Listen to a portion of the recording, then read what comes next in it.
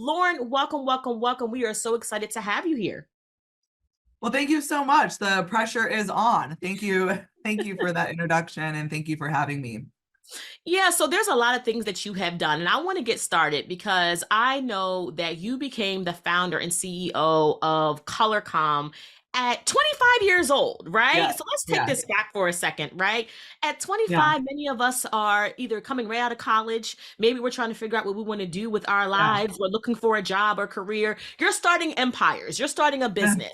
Tell us what was going through your mind and why did you feel like ColorCom was not just a nice to have, but a necessity in the business world? Yeah, I started early, and by all means, it back when I was 25, it is nowhere where it is today, but it started small and grew. So my background, I went to Spelman, as you mentioned, and I went to Georgetown University to study communications and get my master's degree. And I was living in Washington, D.C., and so I really got my career started there, where I had worked in a number of crisis communications and media relations firms. And while working there, I didn't see a person of color in leadership. And so I Mm. was wondering, I felt very alone. And I was wondering, okay, I can't possibly be the only person who does what I do. I mean, there's got to be like my counterparts have to exist at our competitors or at different companies. I'm not just like the only one doing this job function. There are plenty of people out there, just where are they? And so I got together this luncheon series many years ago and called it Color and brought women of color together over a meal to talk about how we could advance, to talk about exchanging ideas and business ideas and being how can we collaborate, how can we work together. And I did these luncheons for about a year. And so also through that, I was really looking for a mentor. And in DC, there's this concept of the way you go about finding a mentor is asking someone to coffee and asking someone to lunch. And I had this experience where I'd spent a whole year chasing a woman down. She was a senior vice president at a very large company, and she kept pushing me off because she was very busy and she had a lot on her plate. But I stayed in it. And it was a whole year later, I looked up and we finally got together. And I Mhm. realized that my biggest mistake was asking her to lunch. Had I asked Mm. her for just 15 minutes of her time over the phone, it would have led to more conversations a lot sooner about how she could help, how I could be of help to her. And we would be building that mentorship relationship over time. But to wait a year to go to lunch with someone, I realized how could you possibly move up if you're looking for a mentor and the people you want to mentor you spend years before you get together. And so there's got to be an easier way to connect with women who are doing amazing things that you are. And so thought about bringing together folks over lunch and we threw out this question called what do you need? And it certainly has been the driving question and force throughout our business, which is now the name of my book. Mhm. But the concept of we all have needs. How can we help each other? And how can we make connecting a mutual experience? You go to a lot of these events and you only think about yourself. How can I get this job? How can I get this contact? How can I get whatever I need? But then other people have a whole set of needs. So then how are you helping someone with those set of needs? And how is somebody helping you with those set of needs? So that there's just this mutual beneficial exchange of sharing information. So I love that. And I know that it's also your book title. And I want to Yeah. tap into that and actually go a little bit off script because I like what you said, right? Yeah. So let's talk about needs, right? Yeah. Because you were given some type of advice that get them to go to lunch with you or get them to do a coffee, break or something like that. And that's how you can build yourself in. Yeah. Apparently, that request didn't match her needs. Not that I think she was trying to blow you off, but she probably Yeah. just didn't have the time. So, what do you think is a great way to connecting with someone, whether it's a work relationship or professional development relationship, someone you want to mentor you, and finding out what their needs are? Like this is not posted. How do you find out what someone else's need is and potentially serve that need to break that conversation? I think it's starting small, right? I think, at the time I didn't know what I didn't know, but going to lunch is like a big ask. People don't go to lunch anymore. They don't like meet in person. We do a mix of a hybrid environment. You might go to a few events, but we're all busy. We're all just sitting there Yeah. busy trying to meet deadlines, trying to get stuff done. And so that's just a really big ask. And if you're maybe a younger person, you don't necessarily know that if you haven't had a lot of experience. But I think it's starting small. You see someone you admire, you want to learn from them, you think that they'd be a great advocate for you, a mentor for you, a sponsor for you, or what have you. I think it's starting small. It's really trying to like maybe appeal to their interests, but asking them for 15 minutes of their time, seeing how they can help. Now they might expand that time. You might ask for 15 minutes, and 15 minutes might feel like a very low lift for them, and they might turn your 15 minutes into 30 or 30 minutes to an hour.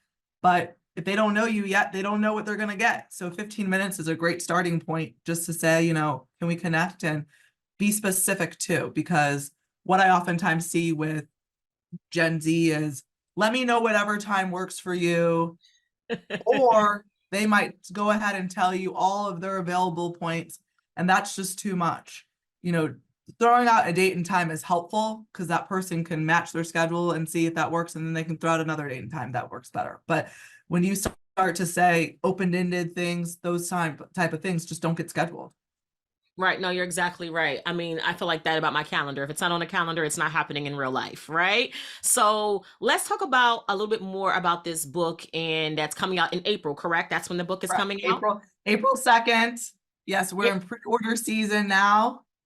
So go So on. let's go ahead and plug that. Where can they Yes. pre-order right now? Let's do that. So, I mean, we're here. We might as well. The publishers, hey, us, if you Google, you can find the book on my site, laurenwesleywilson.com. And if you Google what do you need and my name, it pops right on up. But you can buy wherever you buy books. Amazon, Barnes and Noble. You can buy on Penguin Random House. I mean, wherever you buy books, it's available. So this is a really strategic approach to, I believe, in career development. Why do you believe that asking someone what they need will be almost like reciprocated to the person? If you go with more of a how can I serve you versus what can you do for me type of approach. Yeah, I mean, I think, needs are so one of the things I want to say are needs are different than wants. And when I ask this question, what do you need? I'm having you think and challenge your own self about your long-term career. You could even start short, but I'm having you think about your journey. I'm thinking about your career. One of the things that I was just talking about on my workshop earlier at this today, just a few minutes ago, was the theme around belonging. And the theme around, well, there's this cliche of you belong in any environment, you take up space. A lot of people say that. But then there's another viewpoint to say that you may not belong in this environment because it might not be set up for your success. And no matter how hard you try, or no matter what work you produce, or no matter whatever output you do, this company does not have plans to make you an executive here. This company does not have plans to grow you, to teach you, to groom you. They have no plans for that. And so you might try to get them to have plans for that, and they have no plans for that. They're saying, you know what, we're not putting you on the rising star category.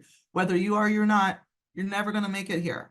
And being able to identify some of those environmental structures and see, do you think you're going to survive there? Because in order to do well anywhere, you need to belong there. And by belonging means you need to be respected, you need to be heard, you need to be seen, you need to be understood, you need to be able to make mistakes in an environment where someone says, you made a mistake, let's help you not make future mistakes. Let's help you improve next time. Not where you made a mistake and now you get fired. You want to be able to be vulnerable in environments, and you need to know if you belong in that environment. So that's a need, not a want. It's a need.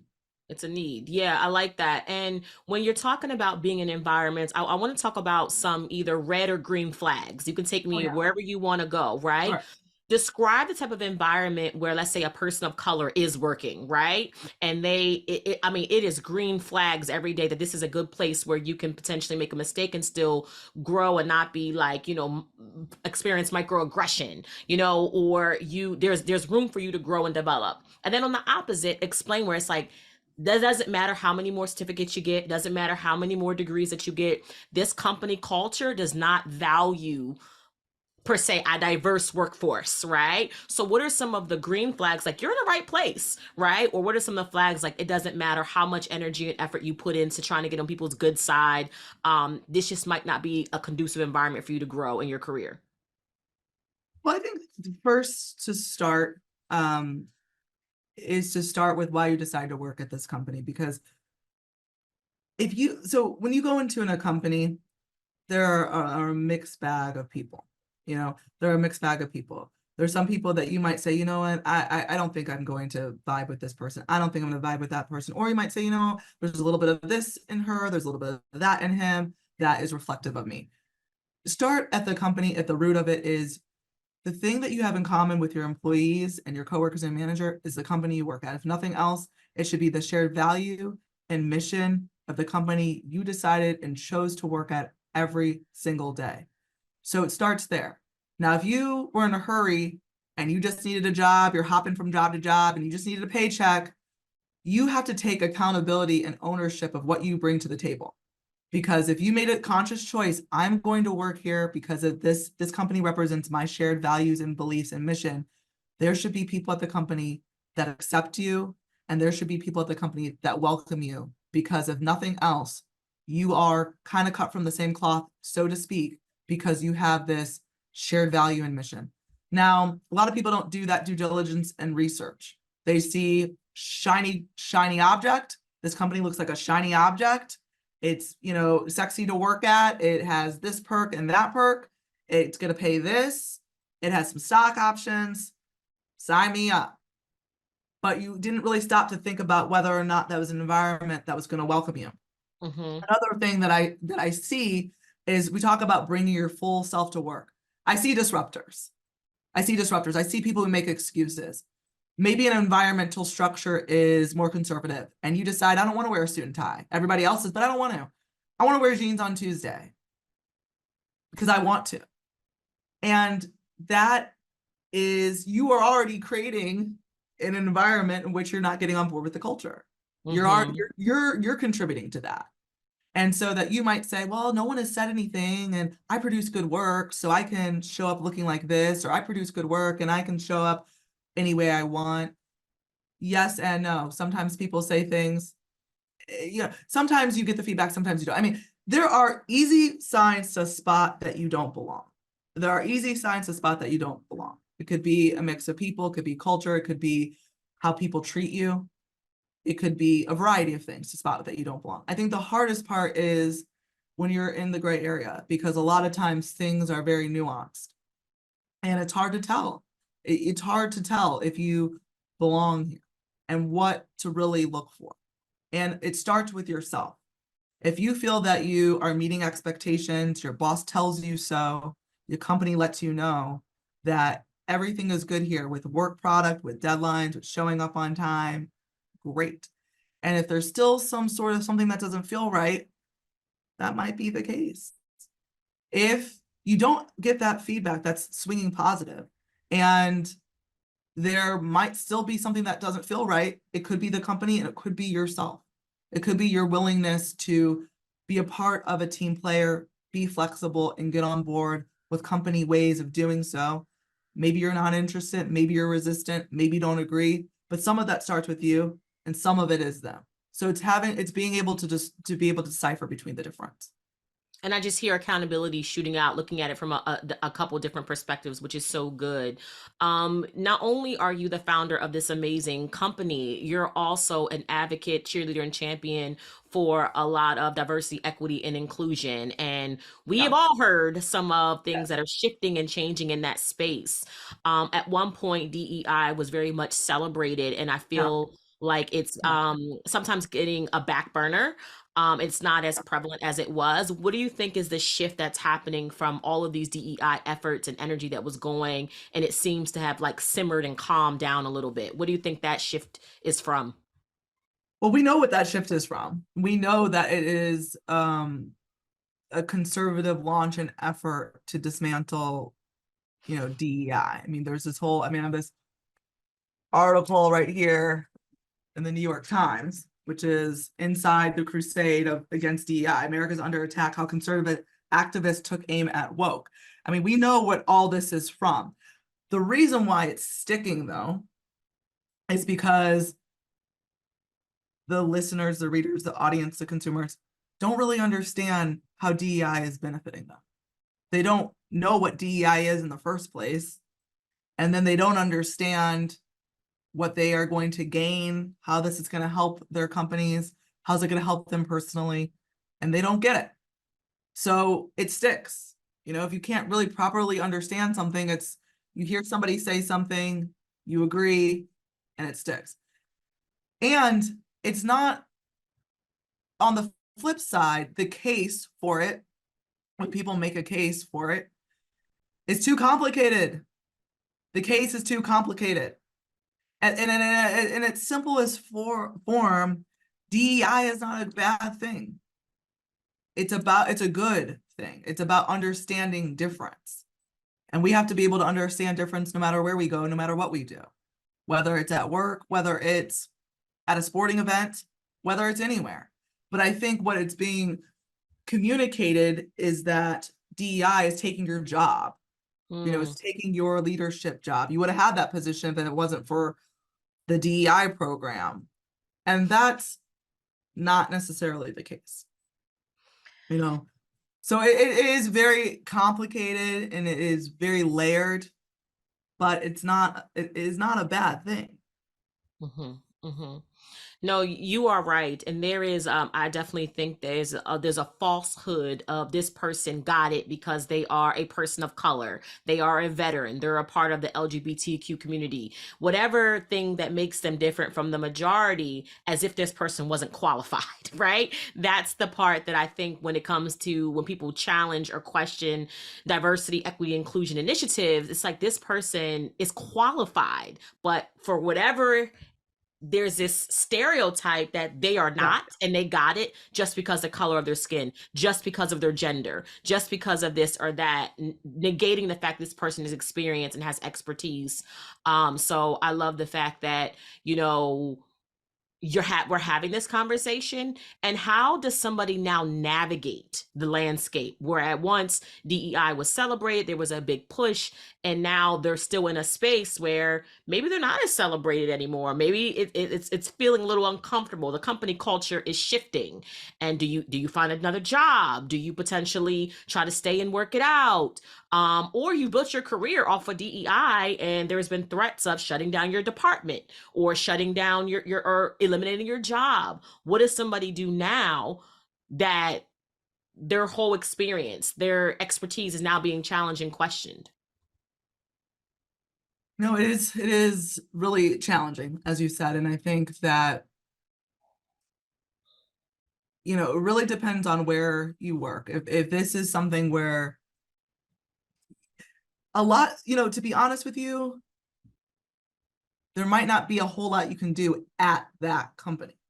And it might take you to move somewhere else, pivot, shift responsibilities, but you want to look out for things no matter what, right? Like whether this was a conversation that was celebrated or now a conversation that's a delicate dance, like you want to make sure you're looking out for certain things anyways, to make sure you have job security where you are. And if you see that you don't have those things, then you either shouldn't take the job or you should definitely look for something else. But you know, I think the biggest thing that a lot of conversations that we have around these issues is making sure that you have what's your budget, and it can't be, we don't know. And it can't be like, I think it's also about like, who do you report to and what is your budget to achieve your goals? And then like, also, what are your goals? What are the company's goals? And like, what are your goals? Because a lot of times you're in these roles and it's bigger than just making the employees of color feel good. And it's bigger than just employee resource groups. And it's bigger than just having internal panels around certain affinity days. It's more expansive than that. And really understanding what your role is, what the company's goals are, and what's the financial investment around doing your job and the ability to hire and have a staff to be able to do those things. And if you don't, and you look around and you say that these kind of metrics aren't met, or things like that, then that's a job that's a company not going to be investing in for too long, and it's a job you're not going to really have. So you can either kind of get in front of it and be, you know, have some eyes opened, or you can not get in front of it. But I think that at the end of the day, like, everyone doesn't feel this way. Like, yes, Mhm. companies might be making cutbacks. Yes, companies might be making changes. And then 2 years later, they're back to where we were. So things ebb and flow, trendy, not trendy. It's about consistency of a career, if that's what you want to do. And there's other things that you can do that don't have to be reliant upon where you work at that company. So if that's something you're passionate about, that's something you built your career on, that's the experience that you have, there are other ways to be able to use that experience, because every company isn't cutting back. Every company isn't saying screw DI. Every company isn't. Right, right, right. So, there are ways to do that. No, I think you're right. I think that's also important to mention. Like, everyone's not on like having DEI on the chopping block. There are a lot of companies and Yeah. organizations who value diverse thought leadership. So we do have a question for you. This is from Miss Yeah. Danae Morrison. Hopefully I'm saying your name correctly. And she says, I feel like, diversity, equity, inclusion, and belonging is only as effective as the leaders who have a vision and strategy for it.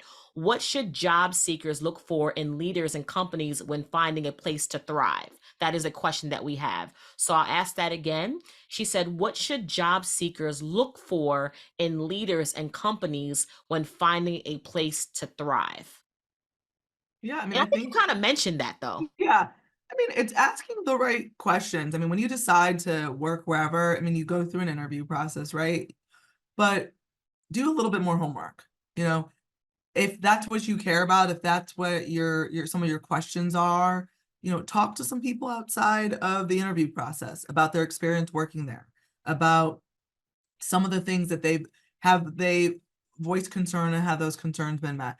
Have they been able to course correct on certain issues? Have they moved up in their careers? Has their company shown value in them? Have they gotten, you know, raises or title changes or things like that? I mean, ask those questions beyond just the people who are doing the interview. You know, that's one avenue to figure out, is this going to be, a good fit for you? Yeah, that's good. And I think some of us have gotten lazy, right? Yeah, we don't do our homework the best that we can. We can dig a little deeper, do a little Yeah. Google search, go to YouTube College, or what I say, Google University, and really dig a little bit deeper. You can look at board, you can read reports. I mean, it's just as much effort that you want to go into. Right. And but at the end of the day, like, it's like the person you talk to could be their experience. You could have something completely different, because you can show up and you can have a completely different experience. I think what you are looking for is patterns of behavior. If 5 people say X, Y, and Z, then that probably will be true for you too. But everybody brings something different to the table. And it's just like, when I employ people as an employer, I don't know what I'm gonna get. You could have killed the interview. You could have asked all the right questions, and then you could get in here and not be able to do the work. And so you don't know until you really begin. Yeah, that's true. That is absolutely true. So I know we have about 5 more minutes left, and I want to do two things. I want to touch on your career and your experience in the whole, crisis communication aspect, right? So you did a little bit of that and everything. I think people think of like Olivia Pope, right? Was that what you were doing, right? But I Yes, want to I talk worked about. exactly at Judy Smith's company before she left to run her own full time. So Well, yeah. we want to talk about that. I want to talk about that. I want to talk about your experience, working at that company, at that crisis Yeah. communication company. And how did some of those experiences impact the new book that you're writing? Was there any type of thing that you learned there that kind of translated over into the book that you would want people to know? I mean, I do talk about like principles in the book, just like business principles towards advancing. We talk about belonging, we talk about increasing value. There are business principles in the book. I would say that those experience though, um, you know, it was about moving really fast, about solving problems quickly, about showing you're valuable. I remember being on a team where, like, I was working at this firm called Corbis, and it was a crisis communications firm. And I was asked to do the media for this government. Long story short, this president's brother was in jail, and we were to launch this campaign to like get this brother out of jail in this country that should remain nameless, but Mhm. in Eastern Europe. And so it was very nuanced. And I remember like, we're gonna put Lauren on this team. And I didn't even know what I was walking into. And it was me, the only Black woman, only person of color in a sea of all white men. And it was very intimidating because I Mm. was a 20 something at the time and everybody was 40, 50. And it was that trust. Like we're building this team and we're putting you on because you've been able to show that you've proven yourself, that you've been able to get certain media campaigns done and metrics done and things like that. So we're putting you on this team and we're expecting you to perform and you need to like deliver. And those were those exact words. And like the pressure was on, you Mhm. know, being in private meetings, being in like meetings at the Jefferson Hotel in DC with reporters, like a lot of off the record conversations. But, you know, it taught me a lot about trust. It taught me a lot about loyalty. It taught me a lot about flexibility. You know, when you work in environments like that, it's not 9 to 6, you get to go home, 6:01, let's start packing up. It's being around, being available, checking in if anyone needs something, being kind of on call. And these days, employees don't operate that way anymore. Sometimes employers don't even expect it, but sometimes they do a little bit. Like sometimes they want more of that like flexibility. It used to be this mentality that, you know, back in the day you would stay until your work was complete. And now it's more like you stay until it's time to go It's home. 5 o'clock. Yeah. You know, work might not actually be complete, but you know, and that's kind of the mentality that we're in. And I'd say that you'd stand out more to kind of revert back because a lot of people aren't doing that. And so you would kind of look to your manager, your boss, very valuable because a lot of people aren't doing that. They're not Got it. putting forth the extra effort. They're not putting forth the flexibility. They're not putting forth the do everything it takes. They're doing like, I'm going to do half of what it takes and give you about 30% effort and pass it off as 100. I'm going to collect my paycheck and I'm going to go home. And sometimes that works in bigger environments and layered, and sometimes it doesn't. And that's how people end up on the chopping block or end up getting fired or what have you. So that's another conversation in itself. But I did learn a lot to answer your question.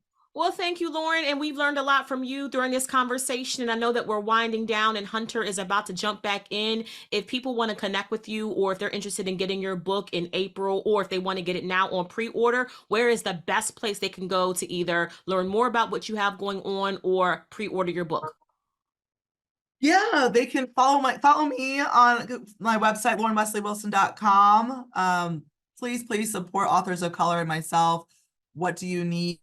My publisher's Penguin Random House. So go on and support us. We're really needing your support. And then, you know, follow us on Instagram at Lauren Wesley Wilson. Of course, follow ColorCom and you'll get all that information there.